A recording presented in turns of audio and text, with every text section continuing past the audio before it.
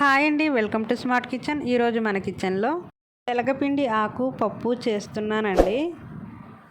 టేస్టీగా ఉండే పప్పు రెడీ చేసేద్దాం రండి. ముందుగా తెలగపిండి ఆకు అయితే తీసుకోవాలండి.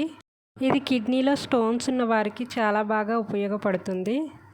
మన ఆడవారికి గర్భసంచి సమస్యలు ఏదైనా ఉన్నా కానీ త్వరగా నయమవుతుంది. కొన్ని ప్రాంతాలలో పిండి కూర అని కూడా అంటారు. ఇలా ఆకులు మొత్తం కట్ చేసుకొని తీసుకోవాలి. 2 టైమ్స్ నీట్గా వాష్ చేసుకొని తీసుకోవాలి. 1 కప్పు వరకు ఆకైతే వచ్చిందండి.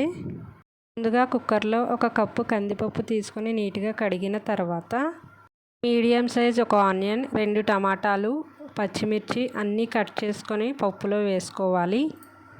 కడిగి పెట్టుకున్న తెలగపిండి ఆకును కూడా పప్పులో వేసుకోవాలి. 1 టీ స్పూన్ పసుపు వేసుకోవాలి. 1 టీ స్పూన్ కారం వేసుకోవాలి. 2 గ్లాసెస్ వాటర్ వేసుకోవాలి. కుక్కర్ క్లోజ్ చేసుకున్న తర్వాత స్టవ్ వెలిగించి స్టవ్ పైన పెట్టుకోవాలి.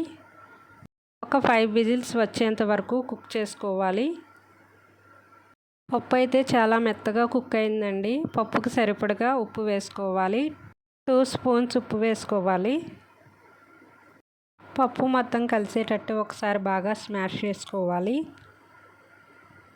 ఈ పప్పు అయితే చాలా టేస్ట్గా ఉంటుందండి. పిల్లలకైతే చాలా బాగా నచ్చుతుంది.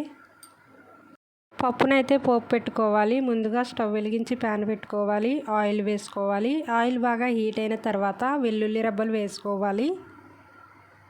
వెల్లుల్లి బాగా ఫ్రై అయిన తర్వాత ఎండుమిర్చి, కరివేపాకు, జీలకర్ర వేసుకొని ఫ్రై చేసుకోవాలి.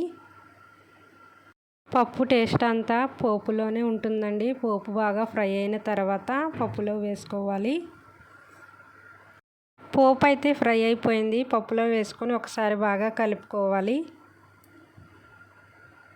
ఎంతో కమ్మగా టేస్ట్గా ఉండే పప్పు అయితే రెడీ అయిపోయిందండి. బౌల్లోకి తీసుకుందాం. రైస్, రోటీ, చపాతీల్లోకి ఈ పప్పు అయితే చాలా టేస్ట్గా ఉంటుంది. వడియాలతో ట్రై చేయండి, చాలా టేస్ట్గా ఉంటుంది. నచ్చితే లైక్ చేయండి, సబ్స్క్రైబ్ చేసుకోండి.